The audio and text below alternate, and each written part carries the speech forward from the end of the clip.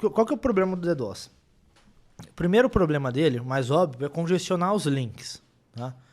Então, primeira coisa, você tem que ter links grandes com capacidades que sejam igual ao teu tráfego total que você precisa ter, mais o ataque. Por exemplo, se o teu consumo é de 1 GB e alguém te faz um ataque de 40 GB, no mínimo, é bem desproporcional. É bem desproporcional. E eu tô fazendo esse propósito para explicar por que é difícil você se proteger sozinho. Tá. Você teria que ter no mínimo 41 GB de capacidade de link. Tá?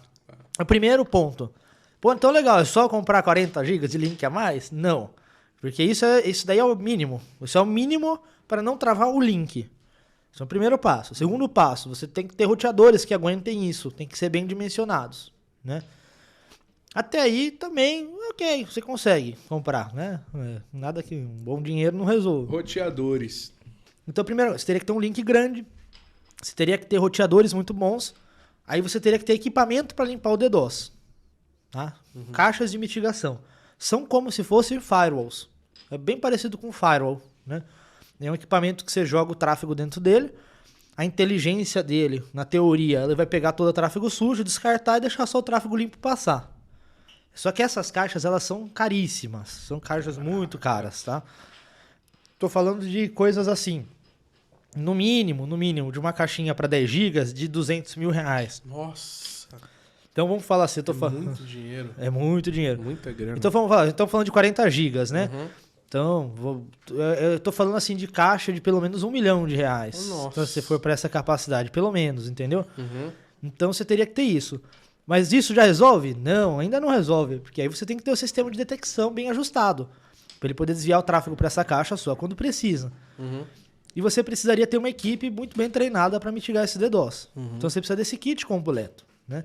Se você não tem todas essas coisas, a mitigação ela provavelmente não vai funcionar num ataque um pouquinho mais complexo. Uhum. Então, um provedor de internet, ele não, os normais, pequenos, médios, eles não têm capacidade de mitigar um ataque dentro da própria infraestrutura deles.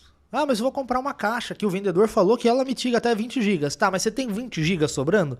Não adianta você ter um link, ter uma caixa que mitiga 20 GB, isso a gente vê, é normal acontecer. Tá. Mas o seu link não tem essa capacidade, você entendeu? Não tem por que você ter uma caixa dessa. E assim, pra sendo sincero, quando a gente tá falando de mitigação de DDoS, ou você mitiga direito, né, dentro da sua casa, assim, certo, com capacidade grande, caixa boa, link bom, ou você contrata mitigação em nuvem, que é aquilo que você perguntou, que é mitigar antes de entrar na sua rede. Você contrata uma empresa, igual a Sage, igual que a gente faz, e a gente vai fornecer um link para o provedor, e esse link ele já é protegido contra o ataque DDoS.